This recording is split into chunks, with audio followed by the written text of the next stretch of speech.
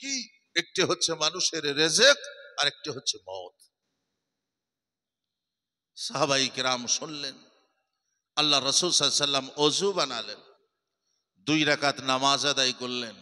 আর নামাজের পরেই হযরতে আবু কাতাদা রাদিয়াল্লাহু তাআলা আনহু আল্লাহ রাসূল সাল্লাল্লাহু আলাইহি সাল্লামের পিছনে গিয়ে বসলেন। আল্লাহ রাসূল সাল্লাল্লাহু আলাইহি সাল্লাম নামাজ শেষ করার পর হযরতে কাতাদা রাদিয়াল্লাহু তাআলা আনহুকে বলছেন, বলো, কিছু বলবে? বলে, ইয়া রাসূলুল্লাহ, ওয়া'বুদ রাব্বাকা হাত্তা ইয়াতিয়াকাল ইয়াকিন।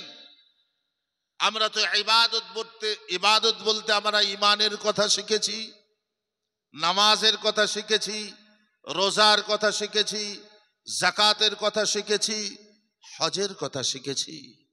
ইয়া রাসূলুল্লাহ, আর যদি কোনো বিশেষ আমল থাকে মৃত্যুর আগে পর্যন্ত করব, যদি একটু শিখিয়ে দিতেন, যদি একটু বলে দিতেন, আমরা উপকৃত হতাম। আল্লাহ রাসূল সাল্লাল্লাহু আলাইহি ওয়াসাল্লাম বলতে শুরু করলেন। হযরত আবু কাতাদা রাদিয়াল্লাহু তাআলা আনহু বলছেন, আওসানি রাসূলুল্লাহ সাল্লাল্লাহু আলাইহি ওয়াসাল্লাম।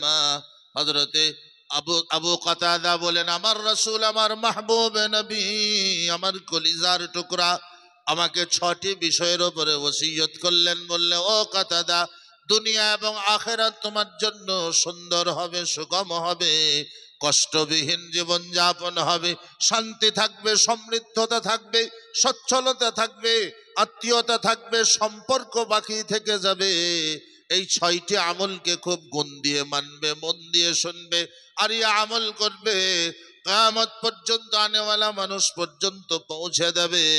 আমি রাসূল কিয়ামতের দিনে যাদের শাফাআত করব, আমার শাফাআতের ব্যক্তিত্বদের মধ্য দিয়ে এই 6 আমলকারীর জন্য আমি অবশ্যই শাফাআত করব। বলে, ইয়া রাসূলুল্লাহ, অবশ্যই বলে দেন। আল্লাহ রাসূল একটা একটা করে গোনাতে লাগলেন। বলে, রব্বুল আলামিন মানুষের জীবনকে একটা মেয়ার বানিয়ে দিয়েছে। আমি আপনি পৃথিবীর কেউ, কোন ঋষি মহারিষি, কোন ওলি পীর বুজুর্গ, আমার আপনার ক্ষমতা নাই, আমার আপনার কোনো যোগ্যতা নাই। আমি আপনি নিজের জিন্দেগিকে, নিজের সময়কে, নিজের আয়ুকে, নিজের হায়াতকে বাড়িয়ে নিতে পারি। আল্লাহ রাসূল সাল্লাল্লাহু আলাইহি ওয়াসাল্লাম বললেন, আবু কাতাদা, প্রথম নাম্বার একটি আমল বলবো, সেই আমলটাকে করবে, আল্লাহ রাব্বুল আলামিন তোমাকে সুন্দর, সমৃদ্ধশালী, লম্বা জিন্দেগি দান করবে।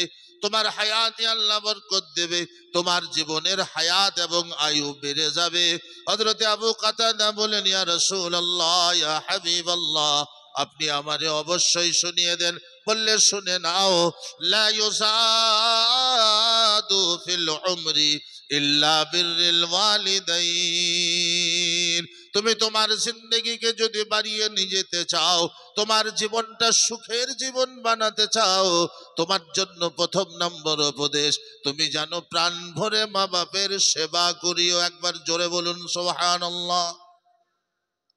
আব্বা মা যাদের বেঁচে আছেন, সেই সোনার চাঁদ যদি চাই, একটু হায়াত বানিয়ে নেব, একটু সমৃদ্ধশালী জীবন নেব, একটু লম্বা হায়াতের জিন্দেগি নেব, তার জন্য ডাক্তার পালা, ওষুধ টষুধ কোনো খরচা করার লাগে না। শুধু পিতা মাতার সঙ্গে ভালো ব্যবহার করবে, মা বাপের সঙ্গে দুর্ব্যবহার যেন না করে। রাসূল আমার ইরশাদ করেন, আমি কিয়ামতের দিনে সারা বিশ্বের মানুষের জন্য শাফাআতের জন্য আল্লাহর দরবারে আমি দরখাস্ত করিব, আমাকে অনুমোদন দেওয়া হবে, কিন্তু 5 ব্যক্তির জন্য অনুমতি থাকবে না। সেই 5 নম্বরের 3য় নম্বর, উকুকুল ওয়ালাদাইন, যারা পিতা মাতার অবাধ্য সন্তান। সেই জন্য কাতাদা গো, আব্বা মাকে সেবা করে, তারে ভালোবেসে মোহাব্বত করে কখনো যেন তাদের নাফরমানি করো না। আব্বা মা যাতে রাজি, খোদা তাতে রাজি।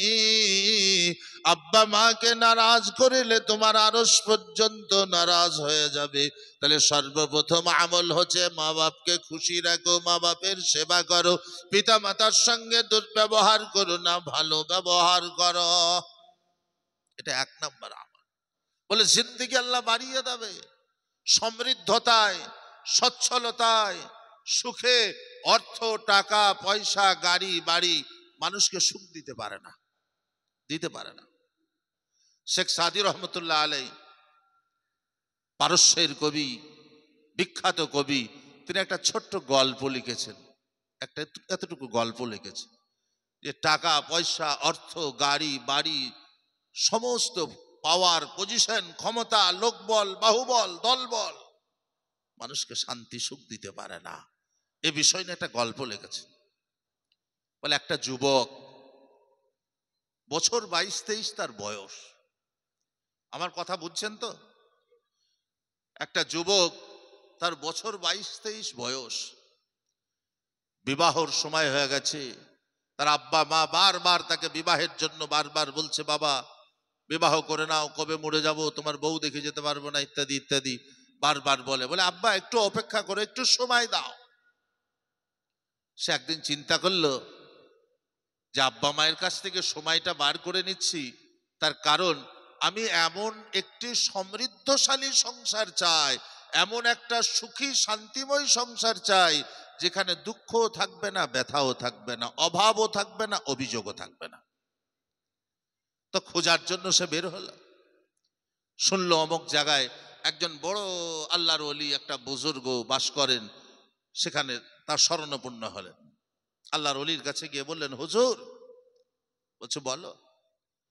বললে আপনি আমার জন্য দোয়া করে দেন, আপনি আমার জন্য আল্লাহর কাছে ফরিয়াদ করুন যেন আল্লাহ রাব্বুল আলামিন আমাকে সমৃদ্ধশালী জীবন দেয় এবং আমাকে সুন্দর একটি বউ দেয়, আমার যেন অনেক অর্থ টাকা পয়সা থাকে, গাড়ি বাড়ি বাংলো, সুইমিং পুল, কার ইত্যাদি ইত্যাদি, চাকর বাকর নৌকর সব কিছু থাকে, কোনো জিনিসের যেন অভাব না থাকে এবং শান্তিও থাকে।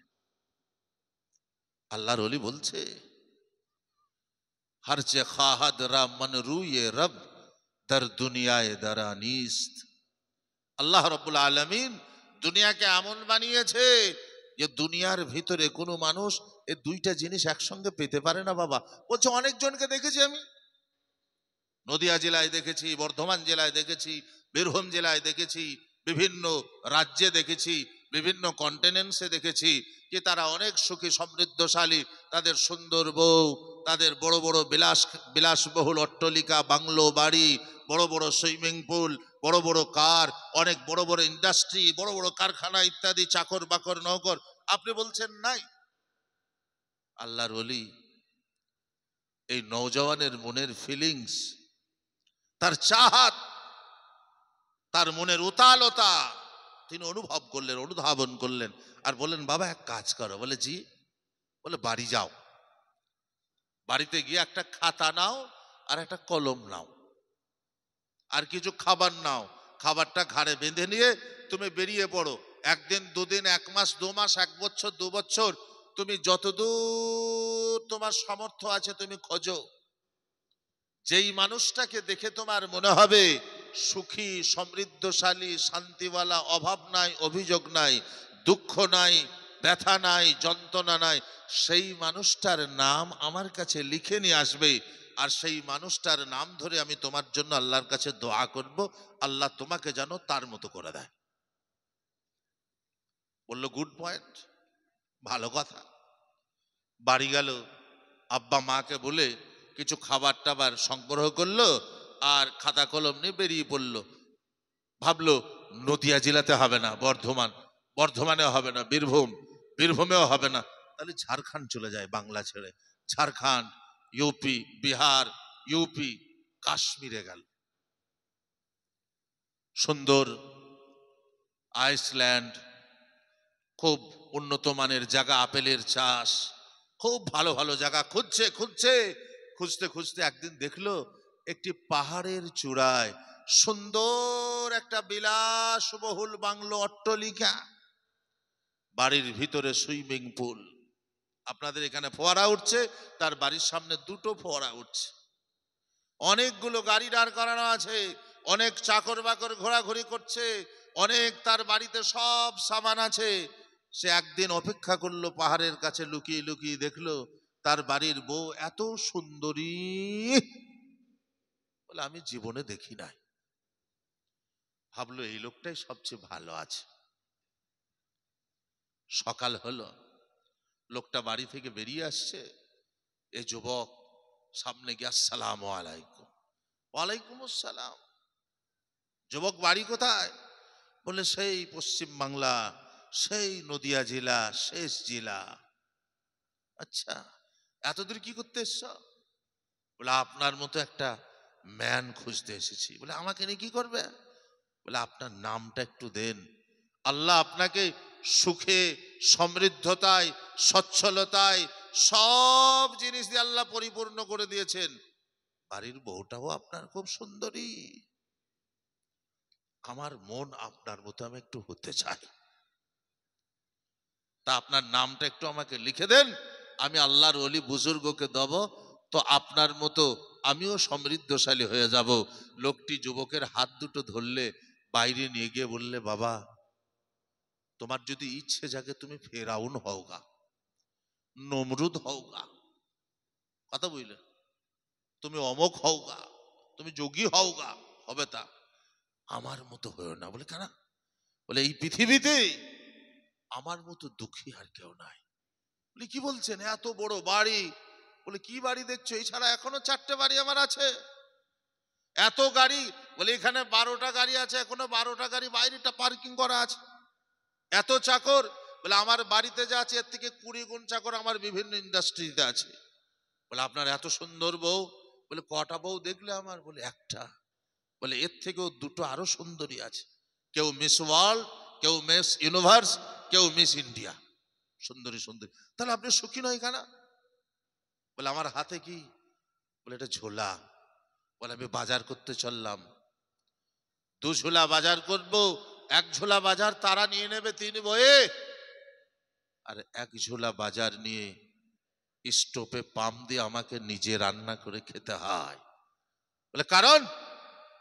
বলে প্রথম বিয়ে করেছি শান্তিতে সুখে থাকবো বলে, বউ মানেনি, দ্বিতীয় একটা বিয়ে করলাম, প্রথম বউ তাকে নিজের দিকে ধাবিত করে নিলে, হলো না, তৃতীয় করলাম, সেও 3 জনাই দল বেঁধে নিলে, আমাকে নিজে রান্না করে খেতে হবে আমার মতো। বলে দরকার নাই।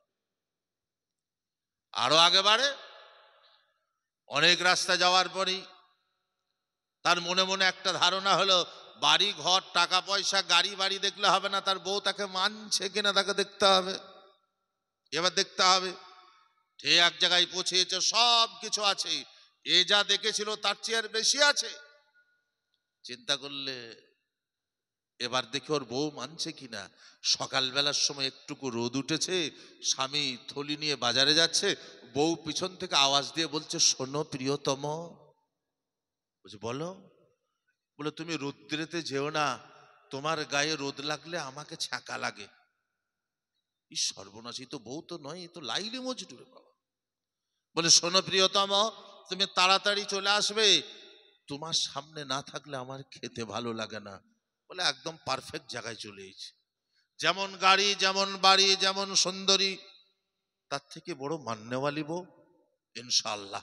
থলি লিসে বেরোচ্ছে, গিয়ে আসসালামু আলাইকুম। ওয়ালাইকুম আসসালাম। কোথা বাড়ি বাবা? হুজুর সেই নদিয়া জেলা। কি দরকার বাবা, কোনো সাহায্যের জন্য এইছো? আপনার নামটা শুধু জানতে এসেছি। নদিয়া জেলা থেকে আমার নাম জানতে এসছো? কারণ? বলে আপনার মতো সুখী, সমৃদ্ধশালী, শান্তি, এই প্রিয় জীবন আমি চাই, আপনি নামটা লিখে দেন, আমার বুজুর্গকে দেব, আমার বুজুর্গ দোয়া করে দেবে, আমি আপনার মতো শান্তি। বলি কি শান্তি দেখলে? বলে এত টাকা, এত গাড়ি, এত বাড়ি, এত মাল, এত মাত্রা, এত চকর বাকর। বলে তুমি যা দেখলে এখনো এর থেকে 50 গুণ আমার আছে। বলে তবে আলহামদুলিল্লাহ।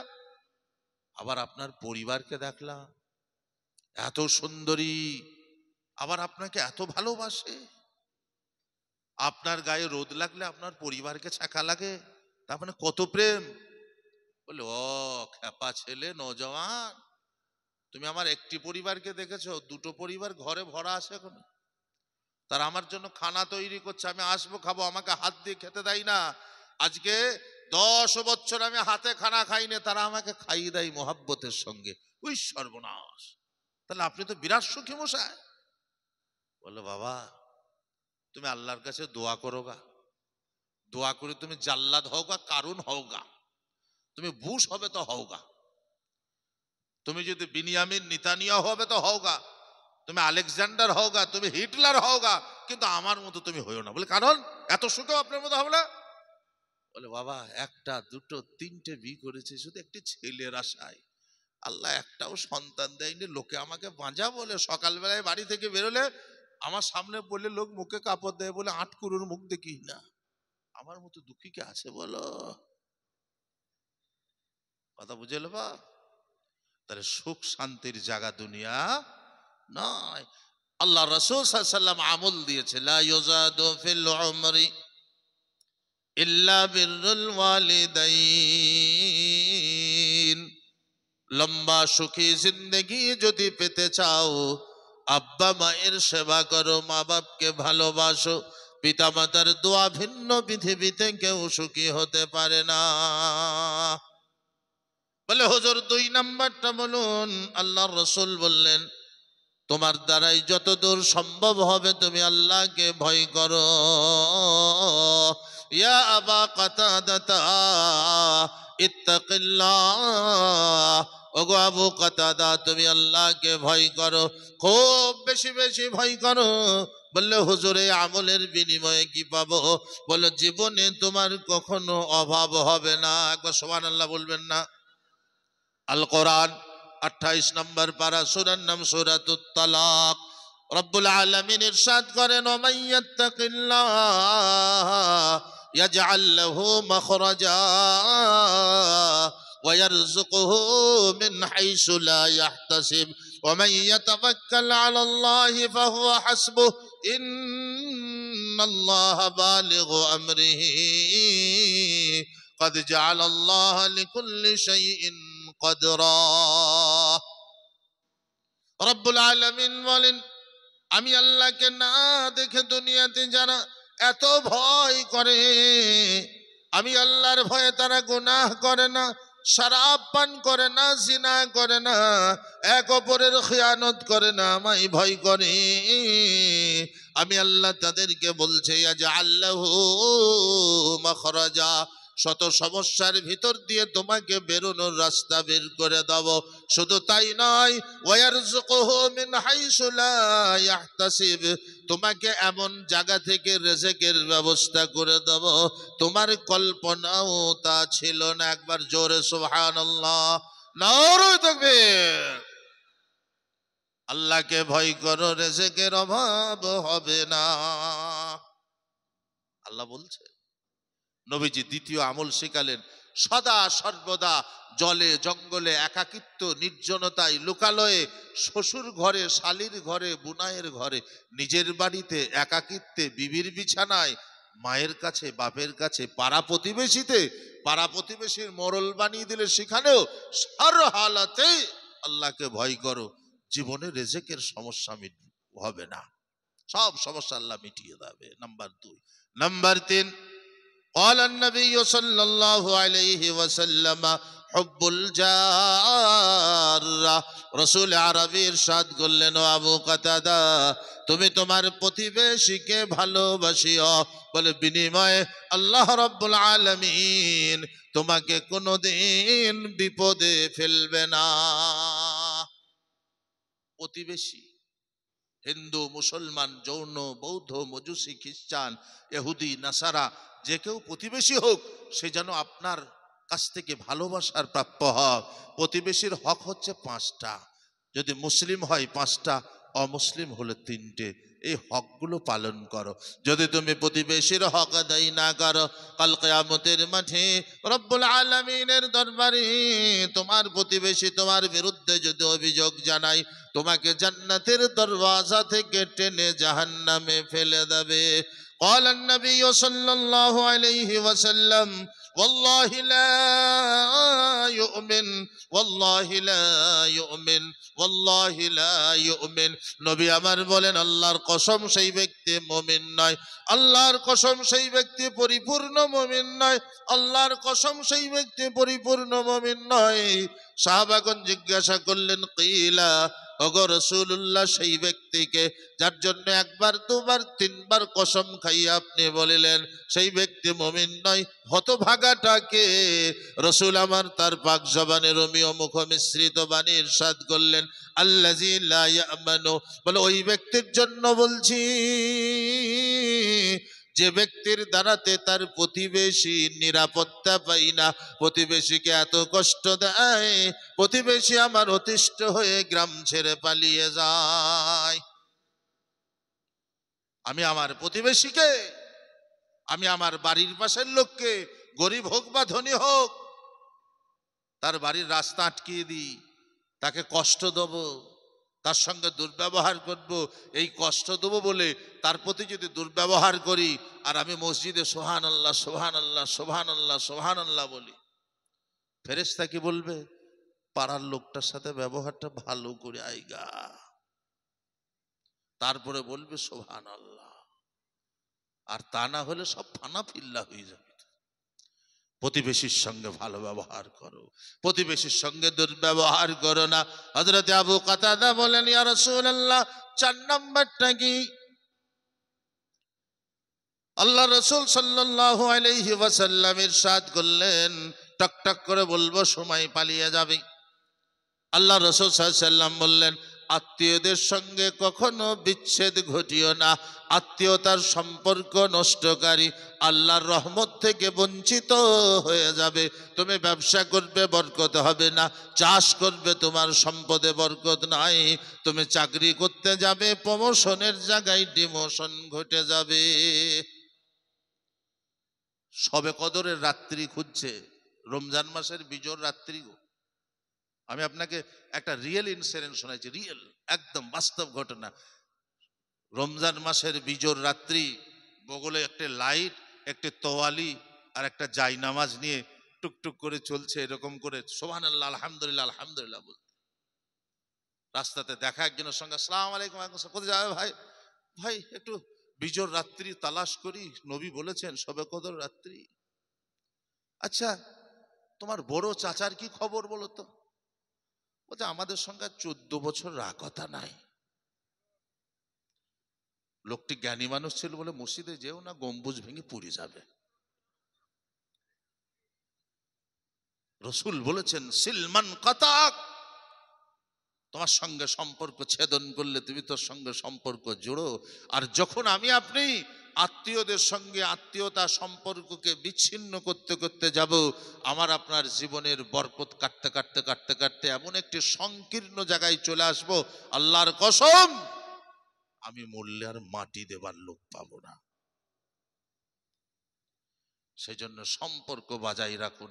কাল কিছু ছিল না, আজ দুটো পয়সার মালিক হয়েছেন, দুটো বাড়ির মালিক হয়েছেন, দুটি ক্ষমতা এসেছে, 10টা লোক আপনার পিছনে আপনাকে ফলো করে চলছে।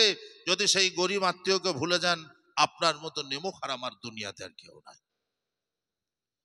বাবাজি সোনার চাঁদ আল্লাহর ওলি মুহাম্মদের মা জননী। নাম্বার 5, আল্লাহ রাসূল সাল্লাল্লাহু আলাইহি সাল্লামকে আবার জিজ্ঞাসা করছে, ইয়া রাসূলুল্লাহ 5 নম্বর আমলটা কি করব?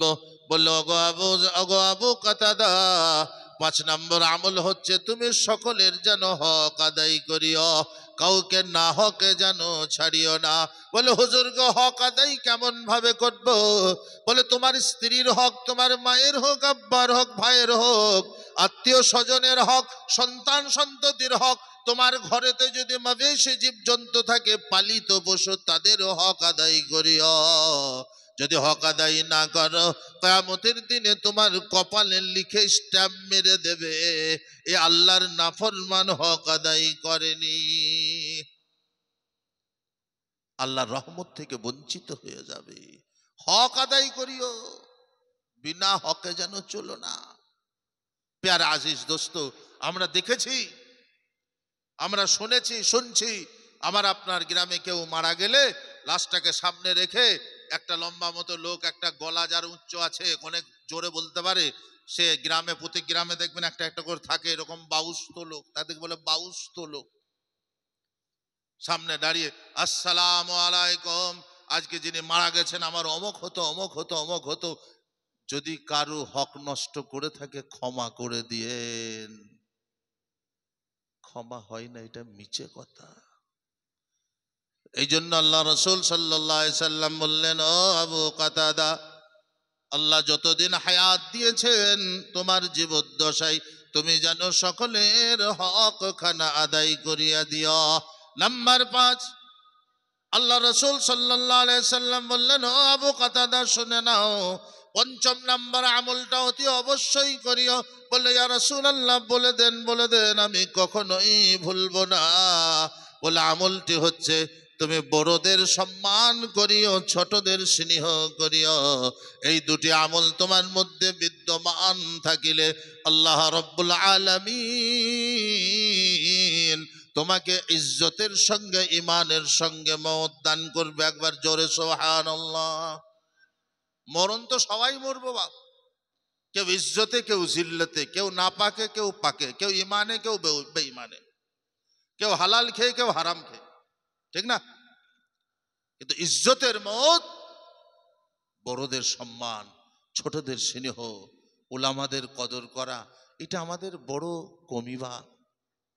আজকে খুশি হলাম, গ্রামের ইমাম সাহেবগণ আগে বলবে, তাহলে বাইরের মওলানা বলবে, পারফেক্ট লোক, চারা তারার লোক।